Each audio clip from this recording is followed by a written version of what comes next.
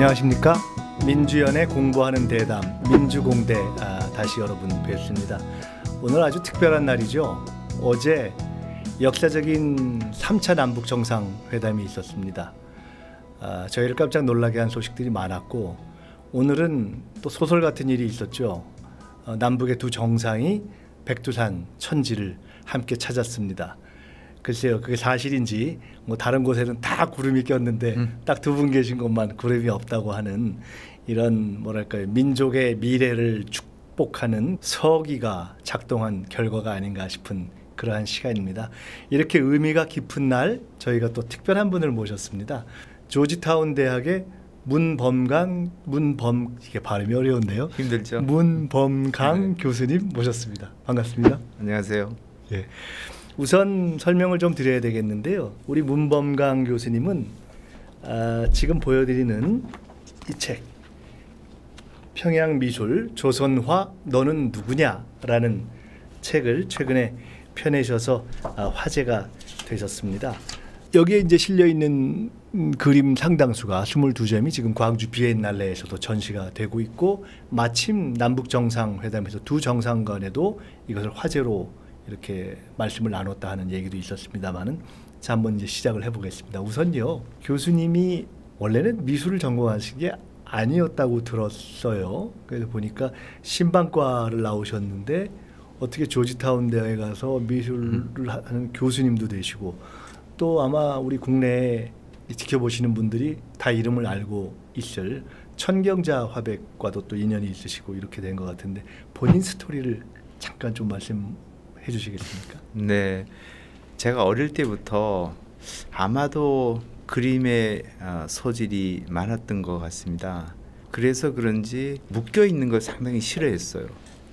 그래서 대학을 갈 때도 여러 학과 중에서 뭔가 좀 더 자유로운 그런 학문 아닌 그러한 분야를 좀 택해서 저를 스스로 결박하는 그러한 그 어떤 학문의 테두리에서 벗어나고 싶은 이제 그런 갈망이 있었던 것 같아요. 그래서 신문방송학과를 지망을 해서 운 좋게 들어가게 됐는데요. 그런데 신문방송학과를 다니면서도 역시 들어가 보니까 제가 생각하던 그러한 그 자유로움은 없었기 때문에 주로 이제 방과 후에는 조그만 그 미술 동아리가 있었어요. 제가 다니는 학교가 서강대학이었는데 그 동아리에 내려가서 혼자 시간을 많이 보냈고요. 박근혜 대통령하고 동문이시구만요. 네, 제가 다닐 때 박근혜 그때 그 제 선배가 학교 다닌 것을 먼 발치에서 봤습니다. 비슷한 때 학교도 다니셨네요. 네, 저보다는 선배고요. 그래서 졸업을 막상 그 하고 나니까 역시 그 사회에 제가 일원이 되기에는 좀 맞지 않는 사람, 뭔가 좀 더 자유로운 것을 하고 싶은, 지금 헤어스타일 봐도 이해가 갑니다. 자유로운 영혼이셨던 것 같아요. 예, 그래서 그때 이제 결심을 하게 된 거죠. 차라리 미국에 가서 미술을 다시 한번 해보자. 그래서 원래는 미술은 어릴 때부터 소질은 좀 스스로 있으셨고 그림을 좀 잘 그렸던 것 같습니다. 네. 그래서 샌프란시스코로 아버님의 그 어떤 그 제가 이제 아버님을 좀 꼬셨죠. 이때까지 저를 4년 동안 서포트를 해주셨는데 또 이렇게 학비를 부탁해서 대단히 죄송합니다. 그렇지만 저는 꼭 가야 되겠습니다. 그래서 미술 유학의 길에 오르게 됐죠. 네. 미술 공부를 정말로 열심히 했어요. 만약에 제가 한국에 있을 때 고등학교 다닐 때 부모님 말씀을 잘 듣고 그렇게 열심히 공부를 했더라면 부모님이 저를 의과대학에 넣고 싶었는데 아마 의대를 갔을 수도 있었을 만큼 그렇게 미술에 심취해서 발이 막 아플 정도로 그렇게 서서 그림을 그리고 그러던 시절이 있었어요. 네. 그래서 사실은 전공을 바꾸고 언어도 부족하고 문화도 다른 곳에 가서 8년 만에 조지타운 대학에 정식 교수로 이제 발탁이 되는 이제 그런 또 행운을 또 누리게 아니 됐습니다. 그러면 미국서 공부를 하시기 시작한 유학 생활을 한 것으로부터 시작해서 학교 입학으로부터 시작해서 8년 만에 되셨다는 그렇죠. 건가요? 네. 어, 그래서 대단하시네요. 네. 제 미국 친구들이 그때는 더 따기 힘든 그 로또에 당첨이 됐다. 거의 졸업하고는 뭐 거의 뭐 몇 년 그냥 뭐 5년도 안 지나서 졸업하고 이렇게 되신 거네요. 그래서 운이 좋았던 것 같습니다. 그 천경자 화백하고는 어떻게 관계가? 천경자 선생님은 대학교 네. 다닐 때 천 선생님 이제 그림을 좀 알게 됐고 전시회를 하실 때 제가 많이 전시회를 참가도 했고 전시 구경을 했는데 저희 그 서강대학교에 제가 그 미술 동아리에 있었다 그러지 않았습니까? 그때 2년 정도 지나니까 제가 그 미술 동아리에 이제 회장이 됐어요. 회장이 됐는데 어느 봄날 축제 웬 여학생이 그림을 가지고 찾아와서 자기 그림을 축제에 좀 집어넣어 달라. 저도 뭐 사실은 그 아마추어고 그걸 뭐 심사하고 할 그런 눈도 없었고 그렇지만 그 그림을 보니까 그림이 선이 살아 있는 거예요. 그 시골에 가서 닭을 이렇게 막 네. 스케치를 해왔는데 그래서 뭐 인원도 부족하고 하니까 무조건 좋다. 그림이 상당히 괜찮았어요. 그때 당시에 봐도 활발하고 에너지가 넘치는 그 여학생이 그러면 누군가요? 그때 그 여학생이 지금의 제 와이프입니다. 근데 혹시 뭐 천경자 화백하고 상관이 있으신가요? 근데 전 사실은 몰랐어요. 그리고 사실은 제가 나중에 그 여학생이 천경자 선생님의 둘째 딸이라는 것을 알았는데 네. 그런데 저는 뭐 그런 데 대해서 전혀 감흥이 없었어요. 우리 천경자 선생님의 따님이라는 것은 전혀 모르는 상태에서 하여간 두 분이 이렇게 그렇죠. 사랑에 빠지고 결국 연애를 그렇게 이제 해서 시작했죠. 천 선생님의 사위가 되신 거네요. 네, 그래서 또 운명적인 어떤 미술적 그 연계가 되는군요. 본론으로 좀 들어가 보겠는데요. 우선 흥미로운 것은 책 제목이 평양미술 조선화 너는 누구냐 이런데 이걸 보니까 연상되는 것이 저희가 이제 정당의 부설 공식 싱크탱크로서의 이제 더불어민주당의 싱크탱크인 민주연구원인데 저희가 남북 문제에 관심이 있기 때문에 그 주제를 자주 다룹니다. 저희가 연관 자매 프로그램의 하나로 최근에 시작한 것이 북한 어디까지 알고 있니? 그래서 북한에서 오신 분들 또 다른 나라 뭐 중국, 러시아 이런 데서 한국인이 된 분들이 모여 앉아서 북한 얘기를 하는 북한 어디까지 알고 있니? 북어할 이런 프로를 하는데 느낌이 비슷해서 참 흥미로웠고요. 네. 우선 좀 본격적으로 들어서 첫 번째로 북한 미술에 대한 관심을 가지게 되신 배경이라고 할까요? 어떻게 되는가요? 그게 지금 생각하면 저도 저를 이렇게 끌고 미국에 가게 했고 또 미국에서 화가로서 활동하게 만든 교수로서도 역시 그 제 직장을 잡아서 어떤 직책을 맡게 한 그 뭐 에너지가 있었던 것 같아요. 네. 그래서 지금 생각하면은 저의 그 어떤 자유로운 그 영혼의 그런 에너지 플러스 저도 모르는 어떤 저를 끌고 가는 그 운명이라 그럴까요? 뭐 그런 어떤 가이드 역할을 하는 에너지가 있었다고 보는데요. 작가로서 미국에서 정말로 치열하게 작품 활동을 하고 그러고 있던 중에 2010년 우연히도 워싱턴에서 어느 그 북한 미술 작품을 많이 가지고 있는 컬렉터의 작품을 보게 됐어요.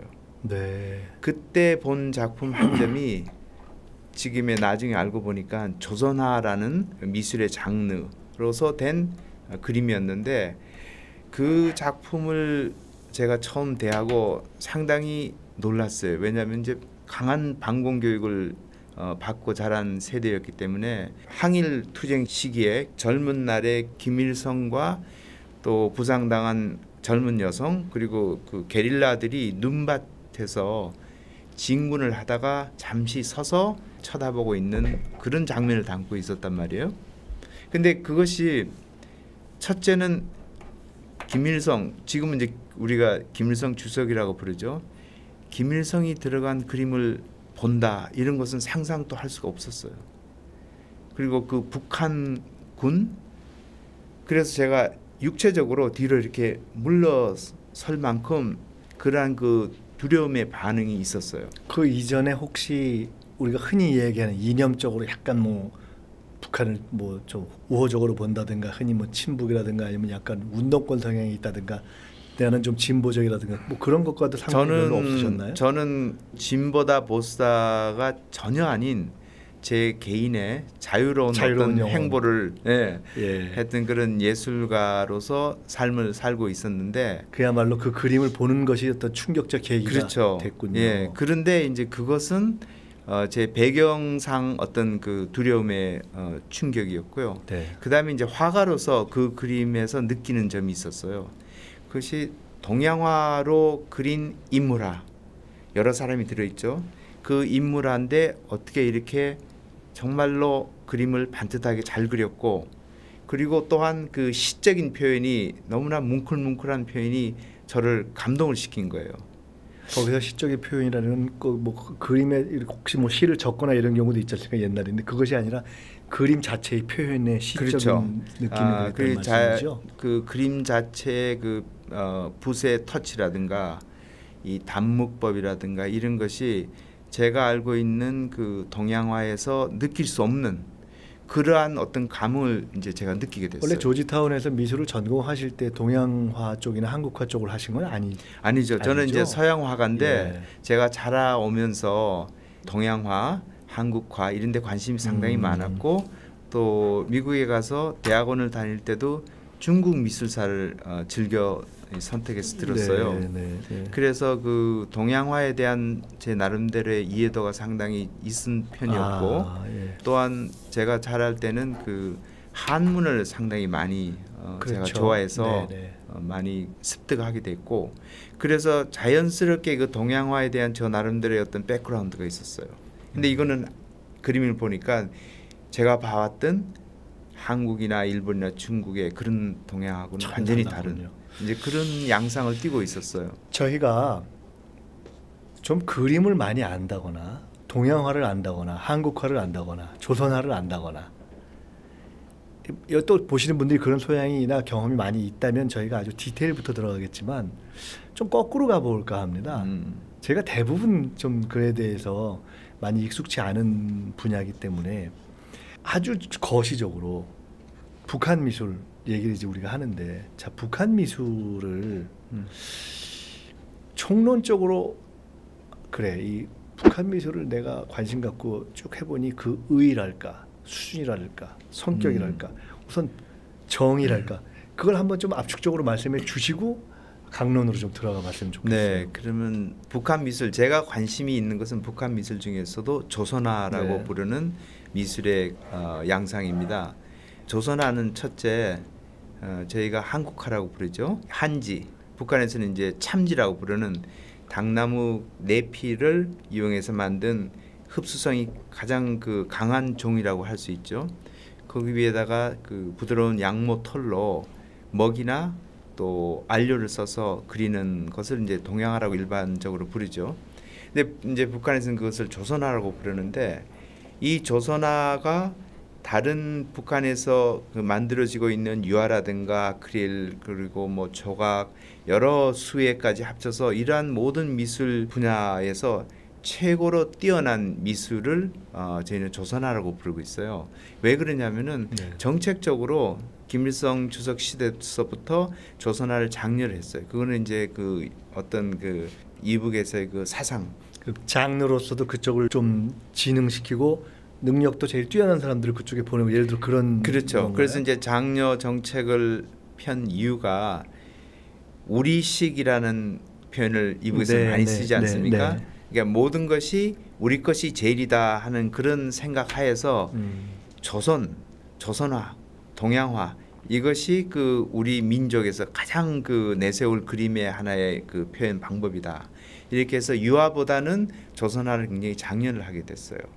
그런데 이 조선화의 그 특징, 조선화가 왜 다른 동양 3국의 동양화와 다른가, 이 점을 살펴보면은 특히 인물의 표현에 있어서 인물을 너무나 사실적으로 동양화로서 잘 표현을 하고 네.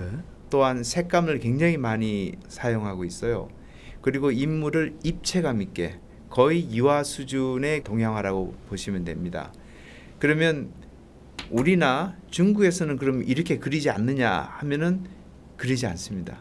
그것은 이제 전통적으로 보면 우리 궁중에서 내려온 그런 그 선묘로서 주로 임금의 초상을 그 어진이라고 부르죠. 그 어진을 작성할 때 쓰는 그 아주 얇은 붓이 있어요. 공필이라고 부르는. 선묘라고 할 때의 선묘는 우리가 한자로 선이라고 할 때의 선과 묘사한다고 할 때의 묘 그 두 개를 합친 그렇죠. 뜻이겠죠. 네. 예. 그러니까 이제 선묘는 면하고 이제 다른 측면에서의 네. 선묘라고 부르면 되죠. 그래서 한국의 그 인물화를 보면은 이 인물화가 굉장히 그 섬세하면서도 디테일한 것이 가는 붓으로 잘 나타내고 있어요. 그런데 명암의 표현 방법이 약간의 그 색깔이 들어간 그런 담체로서 표현을 하고 있어요. 잠깐만 중간에 그때 한국의 인물화가 섬세하다는 것은 현대적 한국화가 그렇다는 것뿐만 아니라 전통적으로 우리가 아는 과거 동양화 쪽으로 그려졌던 우리 조금 이전 시대의 우리 선조들이 그렸던 그림도 대략 그렇다는 뜻인가요? 그렇죠. 보면은 주로 뭐 자화상을 그린 거라든가 뭐 이런 조선 시대에서부터 그 특징이 나타나는데요. 네. 이렇게 그 날카로운 선으로서 표현을 잘합니다. 눈이라든가 머리카락이라든가 네, 네. 여러 그 얼굴의 모습을 떠오르는 그림들이 좀 있네요. 네, 예. 그렇죠. 그래서 이제 외곽선을 날카롭게 표현을 하고 예. 안은 담체로서 담체라는 것은 진한 색이 아니고 연연한 색으로서 네. 이 약간 어두운 데는 약간 색을 더 넣고 밝은 데는 색을 덜 쓰고 해서 그 명암을 표현을 하거든요. 그런데 북한의 조선화의 특징은 인물을 나타낼 때 그렇게 선만 쓰는 것이 아니고 강한 면의 표현을 사용하고 있어요. 그것은 최창호라는 작가의 그 노동자 예. 얼굴을 보면 가장 그 역력하게 나타나는 네. 하나의 현상인데 그러한 그 차이점이 굉장히 뚜렷하게 나타나고 있어요. 네. 그래서 북한의 조선화라 그러면은 역시 인물의 표정에 있어서는 그런 입체감, 다양한 색상 그리고 과감한 붓터치 이런 것이 버무려져서 인물을 나타내고 있죠. 최창호 작가 작품을 제가 금방은 못 찾았지만 예를 들어 그 정희진의 삶이나 이런 부분도 지금 말씀하신 특징이 그렇죠. 담겨 있는 거라고 네. 볼 수 있는 거죠. 요 정희진의 작품은 약간의 그 표면이 부드러운 듯한 그런 표면을 추구하고 최창호의 작품은 소위 그것을 몰골 기법이라고 부르는데요. 예, 예. 몰골이라는 것은 골이 없다. 이 골은 뼈예요. 그 뼈라는 것은 그 옛날 선비들이 네. 붓글씨 서법에 있어서 그 획을 이제 뼈라고 표시를 하는 거죠. 그건 저희가 흔히 야, 그 참 몰골이 형편없다 하는 그하고는 다른 건가요? 다르죠. 네. 네. 몰은 이제 없어진다. 예. 그래서 이 뼈가 없어진다 하는 것은 바깥의 그 선, 외곽선이 없다는 그런 뜻이기도 합니다. 최창호의 작품이 가장 그 북한의 조선화의 그 인물화에서 특징을 드러내는군요. 가장 그 강력하게 표현할 수 있는 그런 작품인데요. 그래서 아까 질문으로 돌아가면은 네. 이러한 그 양상은 다른 동양 3국, 중국, 한국, 일본, 대만까지 포함해서 4개 국가에서 현재 진행되고 있는 동양화의 발전상하고는 상당히 다르다. 네. 그런데 그것은 제가 강조하고 싶은 것은 어떤 것이 낫고 어떤 것이 낫지 않다 하는 우열의 다름이 아니고 네. 발전의 양상이 달라진 거예요. 그러면 왜 북한은 그런 양상으로 갔느냐? 그게 참 굉장히 궁금하지 않습니까? 거의 한 70년 넘는 그 시간 동안에 북한은 국제사회가 단절된 고립된 그런 상황 속에서 모든 것을 나름대로 발전을 시켜 나가야만 했기 때문에 조선화도 그런 식으로 발전을 한 거예요. 그래서 이제 다시 얘기하면은 북한은 그 사회주의 사실주의 미술을 하는 나라가 아니겠습니까? 그러니까 사회주의 사실주의 미술의 그 특징 중에 하나가 체제 선전입니다. 체제 선전을 하면서 사실주의를 발전을 시켰는데 그것이 외부의 영향을 받지 않고 자체 발전을 시키다 보니까 그런 특이한 양상으로 발전하게 됐어요. 여기서 중간에 잠깐만요 쉬었다 갔으면 좋겠는데 이제 어려운 얘기가 계속 나오고 있기 때문에 사회주의 사실주의 얘기는 조금 이따 다시 여쭤보도록 하고요. 지금까지 이제 주신 말씀은 중국, 대만, 뭐 한국, 일본 뭐 다 이렇게 해서 이런 동양에서 동양화라고 얘기될 수 있는 그런 계열의 이렇게 그림들이 쭉 발전해 온 가운데 어쨌든 현재의 북한 미술 그리고 조선화는 예를 들어 면을 강조했다든가 아니면은 색감을 역동적으로 했다라든가 입체감이 네. 있다라든가 그리고 인물화를 강조했다라는 점에서 갖는 하여간 특이성이 있다라는 걸 이제 말씀해 주셨는데 그것은 한편으로는 특징이지만 제가 말씀을 드리면서 드는 생각 중에 하나는 뿐만 아니라 그런 유형의 그림을 가장 장려했다라는 점에서 일단 단지 차이가 아니라 개성이 다른 것이 아니라 일단 가장 최고의 영향을 부은 것으로서 그런 그림의 장르를 발전시켰다라는 것에서 근본적인 차이가 하나 있군요. 그렇죠. 예. 이제 그것은 결국 뭐하고 연결이 될 수 있냐면은 인민. 네. 인민을 위한 인민이 이해할 수 있는 그림을 그려야 되기 때문에 사람이 많이 등장하고 네. 사람을 또 리얼하게 표현하는 거예요. 그러니까 우리가 이렇게 선으로만 표현하면은 네, 입체감이 없고 그러면 이게 좀 약간의 그 현실감이 떨어지지 않습니까? 네. 그러한 측면에서 광선, 음영 이런 것을 굉장히 그 강조하고 색채를 많이 집어넣고 해서 거의 이렇게 보면은 아 이거는 그림은 그림인데 완전히 현실감이 있는 그러한 사람의 모습 이렇게 이제 표현을 하게 된 거죠. 조선화가 갖고 있는 다른 뭐 중국이나 한국과 또 일반적인 동양화 우리가 알고 있는 것과의 차이, 개성이 이런 것인데 그 배경을 따지고 보니까 이게 인민이 이해하기 쉽게 하려는 의도가 작동한 거 아니냐 이렇게 설명을 해주시니까 한편 이해가 가고 그럼 이 대목에서 이제 사회주의 사실주의를 다시 여쭤봐야 될 것 같아요. 저희가 잘 이제 모르거든요 정말. 그렇죠. 그런데 네. 우리 어릴 때 무슨 해방 후의 역사 이런 걸 배우다 보면 뭐 예술 쪽에서도 뭐 이념 대립이 뭐 있고 할 때 그럴 때 조금 들은 거 그러면서 사회주의 뭐 리얼리즘 뭐 이런 얘기 들었던 거 정도밖에 네. 없는데 사회주의 사실주의가 뭔지 저희가 전혀 모르니까 네. 그걸 간단하게 말씀해 네. 주시고 그것과 뭐 인민을 이렇게 강조하는 것은 어떻게 연관이 있는지 설명해 주시면서 네. 그 속에서 그런 북한 미술의 위상은 어떠한지 네. 왜냐하면 사회주의 했던 나라도 다른 나라도 있잖아요. 그렇죠. 그걸 한번 설명해 네. 주시면 좋을 것 같아요. 일반적으로 사회주의 사실주의 미술이라 그러면은 서양 미술사에 들어가 있는 하나의 미술 흐름입니다. 그것이 1930년대에서부터 이제 스탈린 시대 소련에서 발전한 미술 양상이죠.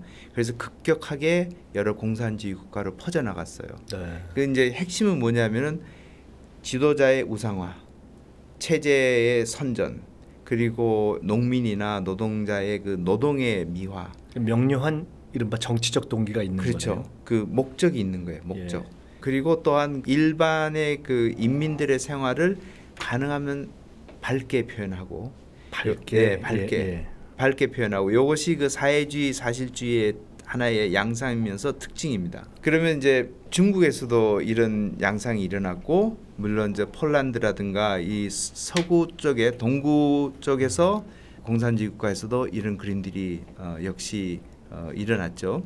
그러면 아까 질문하신 것처럼 그 사회주의 사실주의 소련이나 중국이나 다른 국가하고 북한의 사회주의 사실주의하고는 어떻게 다르냐?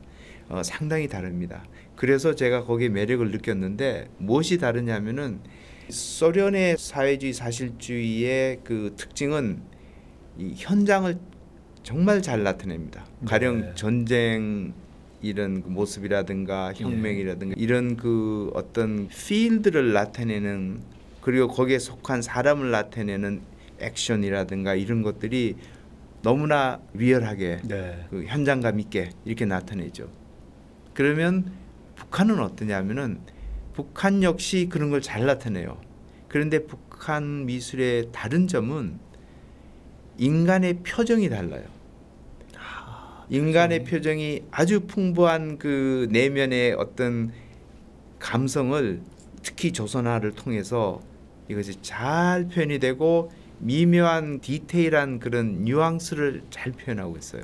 그러니까 뭐 소련부터 시작한 사회주의권 그림이 대부분 사실적인데 특히 사람의 표정 부분에 있어서 사실성이 좀 탁월하다 이런 말씀이네요. 예, 그러니까 사실성뿐만 아니라 아주 굉장히 그 미묘함을 미묘한 그 뉘앙스가 아주 이렇게 섬세한 뉘앙스가 많은 사람들의 그 얼굴 표정을 통해서 다양하게 표현되고 있어요. 그럼 그 점은 개성이라고 할 수 있고 특징이라고 할 수 있는데 다른 면에서는 그 점은 사회주의 사실주의의 역사나 그런 큰 스펙트럼 내에서도 북한 미술이 상당히 앞서가는 거라고 볼 수 있겠네요. 그 부분에 대해서는 수준이 그쪽 부분에 있어서 인간의 감성을 나타내는 부분에 있어서는 아마도 북한 미술이 타 미술의 추종을 불허하는 그러한 정도로 이제 개발 발전이 됐는데 백그라운드가 있어요. 왜 그런가? 네. 그것이 이제 사실 연구하는 저로서는 굉장히 흥미롭고 아까 한편으로는 오랫동안 단절돼 있었다라는 배경 그렇죠. 말씀해 주셨고요.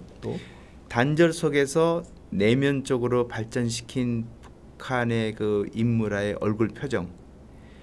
이 얼굴 표정을 보면은 은은함이 있고요. 또 단호함이 있고 거기서는 어떤 상황하고 반대되는 무엇을 집어넣고자 하냐면은 인간의 존엄성. 이게 너무나 북한하고 맞지 않는 얘기 같이 이렇게 들리지 않습니까? 인간의 존엄성을 얼굴의 표정을 통해서 나타내고자 하는데 그러면 인간의 존엄성을 얼굴 표정을 통해서 나타내고자 하는 그 백그라운드가 이 표정하고 맞나 하면 전혀 맞지 않아요. 이를테면은 전쟁 아니면 추격전 아니면 무기를 획득하고 말하자면 도망을 가는 장면에서 이 사람들이 가지고 있는 얼굴 표정을 보면 왜 이러지? 왜 상황하고 맞지 않지? 상황하고 맞는다는 것은 결국은 두려움, 공포, 불안, 초조 예. 이런 것이 나타나야 되지 않습니까? 그러니까 예를 들어 쫓기면 허겁지겁 표정이어야 그렇죠. 되는데 허겁지겁 표정이 아니라 상당히 품격 있는 표정인가요? 그렇죠. 품격이 있는데 그것이 이제 저를 연구하는 저를 상당히 공궁에 몰아넣기도 했고 네. 이게 어디서 나왔나. 그래서 계속 추적을 하면서 사색을 이제 많이 하게 됐죠. 그래서 북한을 다니면서 평양 미술계를 다니면서 미술뿐만 아니라 이 사람들하고의 대화 그리고 이 몸의 그 제스처, 에티켓 이런 것을 이제 관찰할 기회가 많지 않았습니까? 그래서 그거를 통해서 제가 나온 결론은 이게 참 희한하게도 이 사람들은 우리가 전혀 없다고 생각한 유교주의가 밑바탕에 깔려 있는 거예요. 봉건 사상인데 사실은 사회주의에서는 그 봉건 유교주의를 타파하려고 시도를 하지 않았습니까?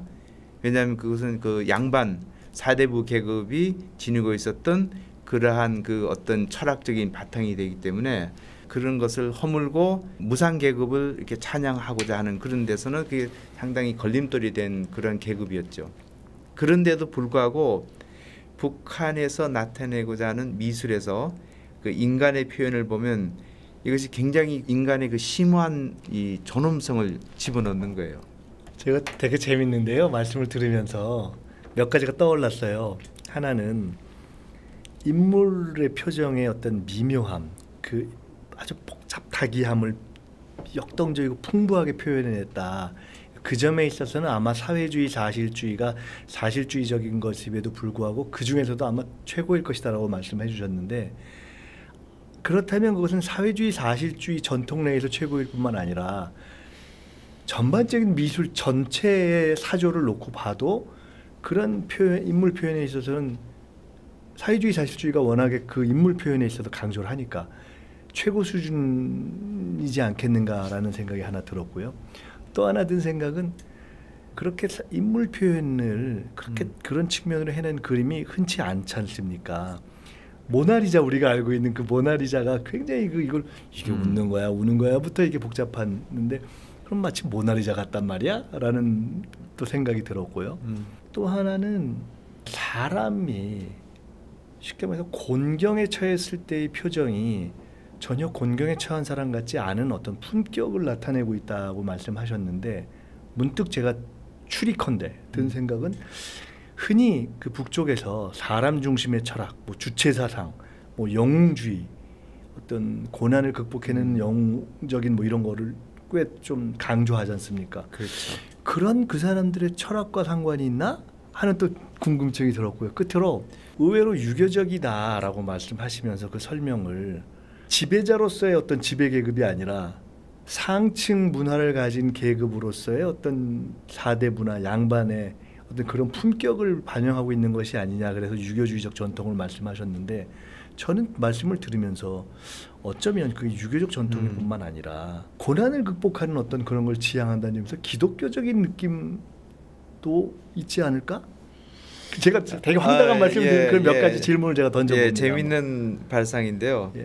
기독교적인 배경 아니면 그런 사상, 철학 뭐 이런 것일 수도 있는데 네. 사실 북한에서는 그 종교가 없지 않습니까? 네.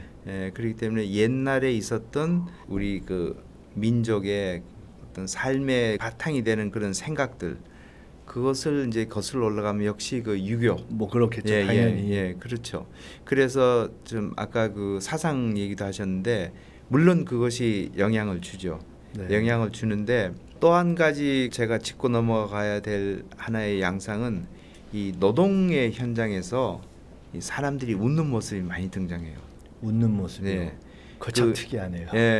힘든 그런 노동판에서 많은 사람이 웃고 있어요. 저희도 민중화가 유행했던 시절이 있는데 통상 격정적이거나 분노이거나 투쟁이거나 이런 경우는 있어도, 저도 사실 책을 보면서도 그걸 봤는데 웃음을 많이 이렇게 표현한다고 하셨더라고요.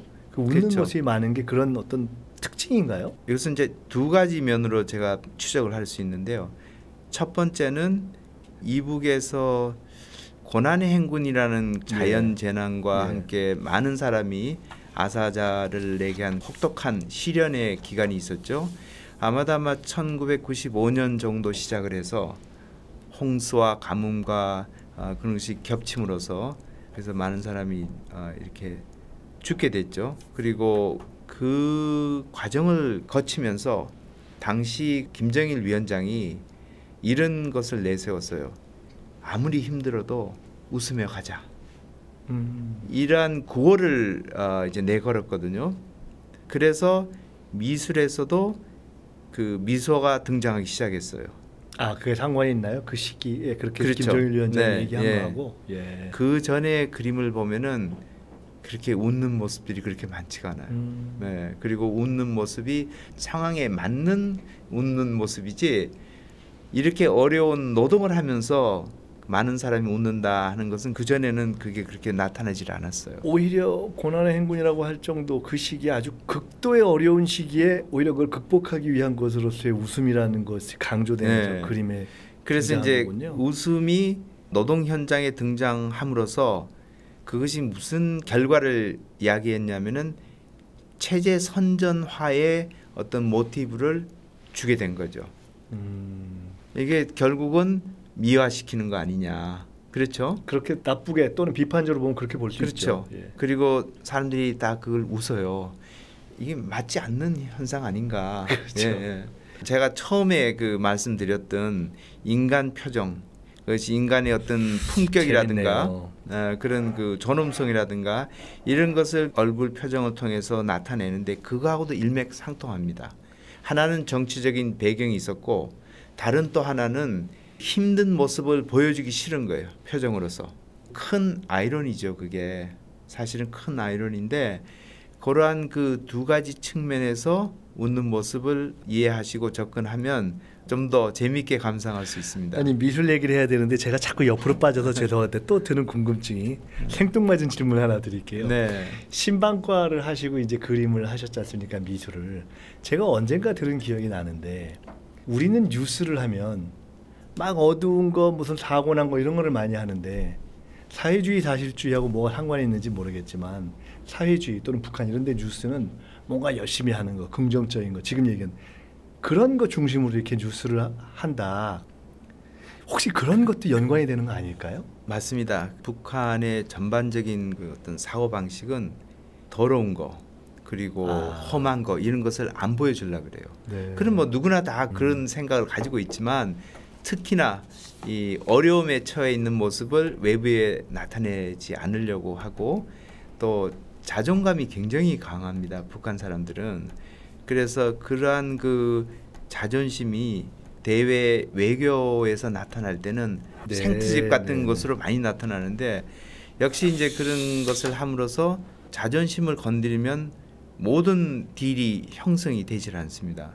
미술에서도 그런 것이 반영이 되고 있어요. 그것이 이제 아름다운 모습을 많이 보여주고자 하는 그런 양상으로 미술이 이제 많이 발전하게 됐죠.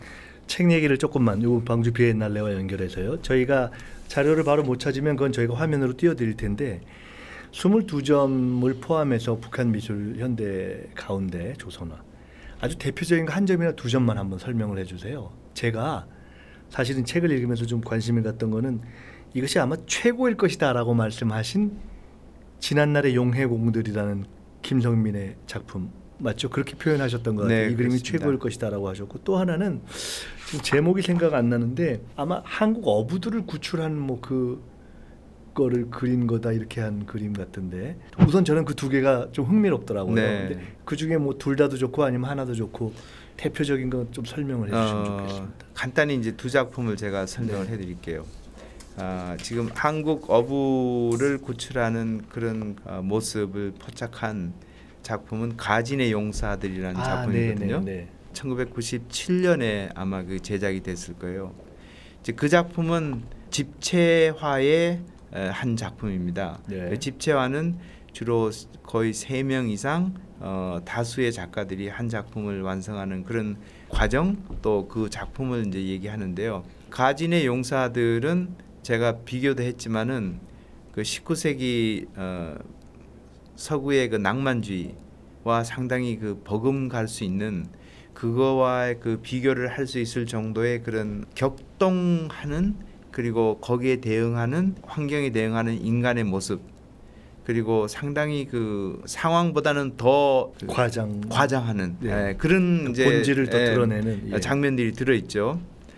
그래서 그거는 약간 신파하고도 좀 연결이 되는데요. 그리고 김성민이 1980년에 창작한 지난날의 용해공들. 그건 이제 요 그림입니다. 그렇죠. 나중에 이제 크게 보여드리겠습니다. 지난날의 용해공들은 지금 그 용해공들의 표정을 보면요, 그야말로 무표정이 전체 그 사람들의 그 얼굴에서 흐르고 있죠. 네. 근데 그 무표정이 결국은 어려운 이 상황을 묵묵하게 잘 인고로서 지나가고 있는 그런 모습인데 굉장히 재미있습니다. 이 저 표정들을 보면은 일본 사람들이 지금 이 노동을 수탈하는 그런 모습이거든요. 이게 일제시대 때 수탈당한 네.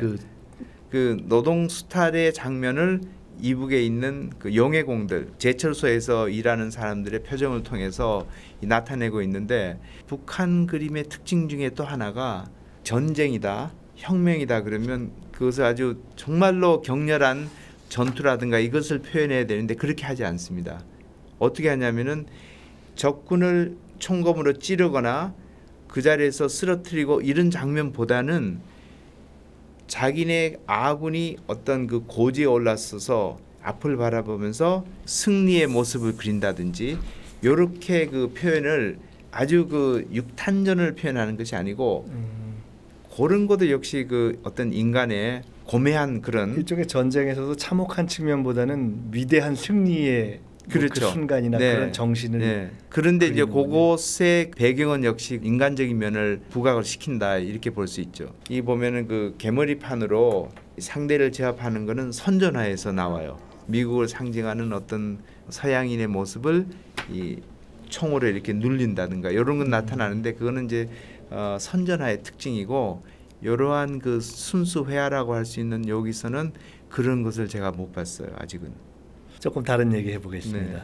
많이 다니셨잖아요. 9번인가 그 왔다 갔다 하셨더라고요. 참 어려움도 많으셨을 것 같은데 지금보다 훨씬 왔다 갔다 하기가 쉽지 않을 때 지금 미국 시민권이 있으신가요? 네, 그렇습니다. 그러니까 조금 더 저 자유로웠을지는 모르지만은 북한의 미술 창작 내지는 향유 환경이랄까? 그러니까 보통 사람들은 미술을 어떻게 즐기는지 작가들은 어떻게 먹고 사는? 우리 화가 어떻게 다른지 뭐 그걸 조금 한번 설명을 해주시겠어요? 네, 우선 그 북한 사회 전반에서 미술, 예술 여기에 대한 그 사람들의 인지도가 상당히 높습니다.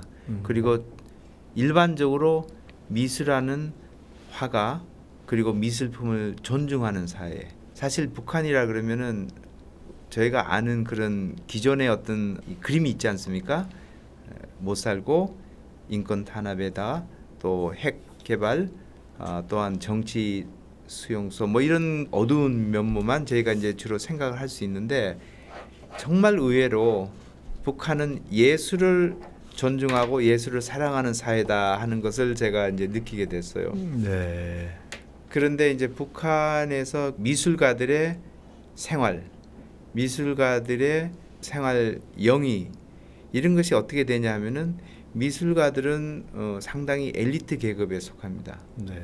그래서 이제 이를테면 만수대 창작사에서 소속되어 있는 그런 작가들은 사회에서 존중만 받을 뿐 아니라 상당한 대우를 받고 있습니다.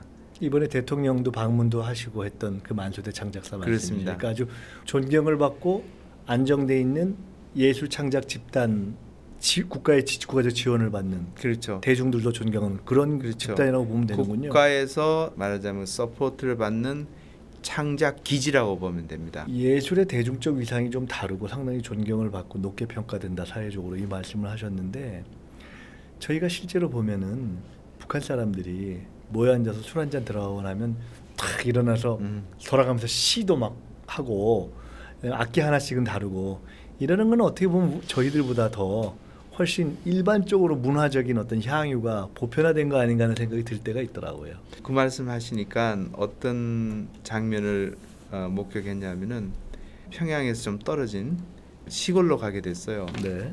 그때 그 국가 명절이었는데 산에 소풍 나온 마을에서 소풍 나온 사람들이 3, 4, 5 이렇게 때를 지어서 고기를 구워 먹고 놀고 있었어요. 네. 그런데 너무나 재미나는 현상은 스피커 같은 걸 가져와서 네. 노래 자랑을 하는 거예요. 예. 노래장을 하면서 저희가 어렸을 때 들었던 그런 표현을 해요. 자, 무명 가수 누가 지금 나왔습니다. 무명 가수 누구누구를 초대합니다. 이런 네. 식으로 네. 그 처녀를 불러 세워서 노래를 시키는 거예요. 저희 어릴 때 그런 거 하고 놀았잖아요. 네네네. 예. 그래서 상당히 그 친근감이 드는 거예요. 그런 것을 목격했을 때. 그런데 이제 그 사람들이 제가 가서 그런 것을 하는 것은 물론 아니었죠. 자기들이 소풍 나와서 그 날을 즐기면서 그런 얘기를 했는데 그만큼 그 흥이 아주 뛰어난 우리 한민족의 그 가지고 있는 그런 정치를 그대로 갖고 있다고 보면 되겠습니다. 예, 처음 어떤 분들은 제 말씀을 생뚱맞다고 느낄지 모르겠지만 저는 어제 대통령이 저 평양에서 몇만 명이든가요? 그 하여간 그 집체 공연이라고 할 수 늘 있겠죠. 보이는 걸 보면서 북한에서 문득 저는 무슨 생각이 들었냐면 지금 전 세계를 강타하고 있는 BTS 있지 않습니까? 예, 방탄소년단. 예, 그렇죠.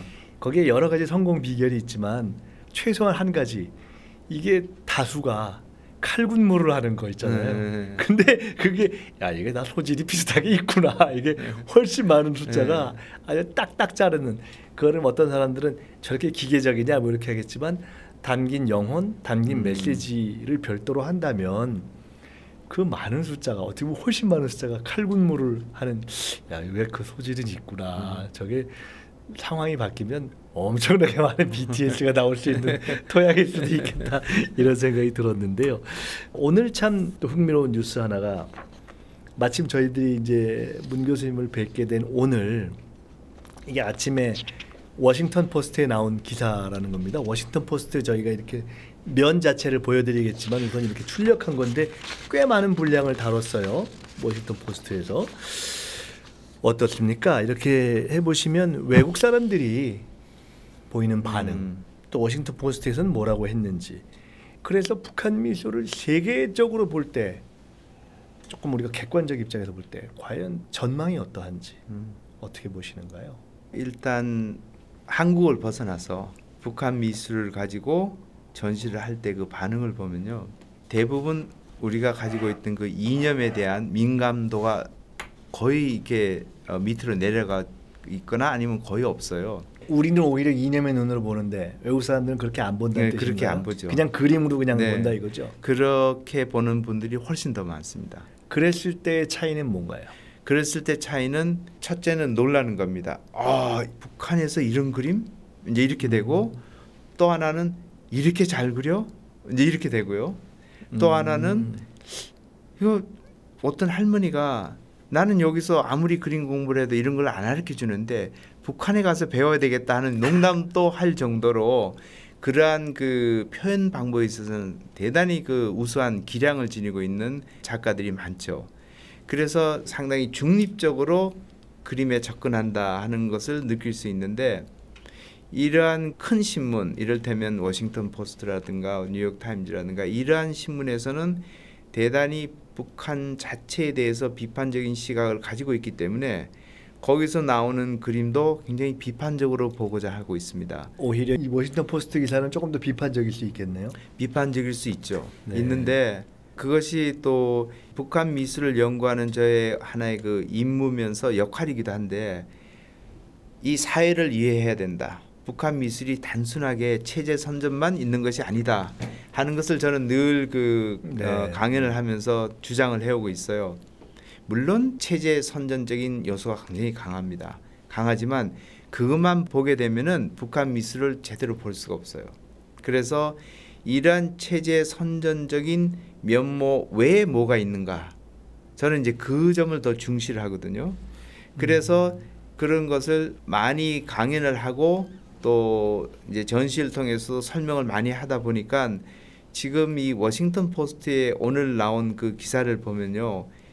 상당히 중립적으로 표현을 많이 하고 있어요. 아, 워싱턴 포스트의 신문 칼라에도 불구하고 그렇죠. 훨씬 중립적으로 본다. 이제 거기에는 또 어떤 점이 작용을 했냐면은 이 기사를 쓴 기자가 한국에 있는 특파원 비슷한 성격을 지닌 그런 기자예요. 아, 네. 그래서 굉장히 열성적으로 광주 비엔날레에 찾아와서 저를 인터뷰를 오래 했고 스터디를 좀 했군요. 네, 인터뷰를 했고 또한 제가 가진 북한 미술 강연에 또 왔어요.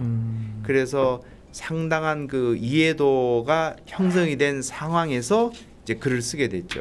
그 미술의 역사를 보면 이 평론가들의 눈과 대중의 눈이 다른 경우가 많고 나중에 역사적 평가도 둘 다 중요하지만 대중의 눈이 승리한 경우도 많고 그런데 흥미로운 것은 아까 말씀 중에 어쨌거나 조금 더 비판적일 수 있는 시각과 달리 일반 사람들이 그냥 이념의 눈을 빼놓고 그냥 처음 보는데 그냥 선입견 없이 접했을 때는 잘 그리네, 재밌네. 예를 들어 이런 반응이 상당히 있다는 말씀이어서 그 또한 굉장히 흥미롭습니다. 지금 광주에서 제가 광주 비엔날 북한 미술전을 오픈하고 며칠 전시장에 나가 있었어요. 그 대중들의 반응이 상당히 재밌어요. 다들 보고 나서 뭉클뭉클한 이 감동을 받았다. 여기서는 뭐 그렇게 이념적인 것이 없는데 왜 자꾸 이념적인 그림이 있다고 그러느냐. 오히려 네, 내가 보기엔 뭐 그건 별거 없는데. 그런데 굉장히 그 재밌게 보는 거예요, 그림을. 그래서 제가 이제 주장하고 싶은 것은 비판도 하고 또 좋은 점도 거기서 찾아서 감상도 하고 즐기고 그리고 이 토론, 담론의 장을 좀 마련해서 많은 사람들이 이 기회에 북한 미술을 좀 새롭게 볼 수 있는 그러한 계기가 됐으면 하고 바라고 있습니다. 오히려 그림을 보고 나서 역시 빨갱이들 그림 같네 이런 분들은 별로 없나요? 그림을 전시하기 전에 빨갱이 그림을 왜 거느냐 하고 그 항의 전화가 온 적은 있는데 그림을 보고 나서는 글쎄 제가 있을 때는 그런 반응을 못 계셔서 받았어요. 그런 거 아니에요? 어쨌든 역시 보니까 이 빨갱이 색깔이 나네. 그런 거는 별로 없나 보죠. 빨갱이라기보다는 체제 선전화의 그 특성이 많다 하는 사람은 있어요. 네, 하여간 그 선명한 개성이 드러나는 건 분명하군요. 그렇죠. 참 많은 그 저간의 스토리가 있으셨을 것 같습니다. 왔다 갔다 하시는 것도 어려웠을 것 같고 왜 그런 게 관심을 갖니부터 시작해서 또 오늘 이렇게 전시를 하는 과정.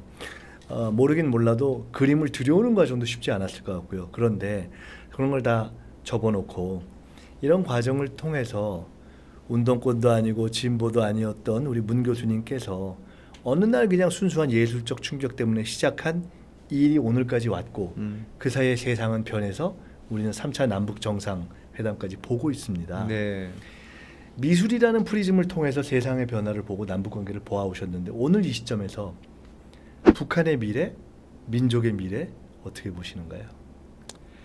북한의 미래, 민족의 미래는 사실 제가 감당하기에는 제가 답변을 드리기엔 너무나 큰 질문이고요.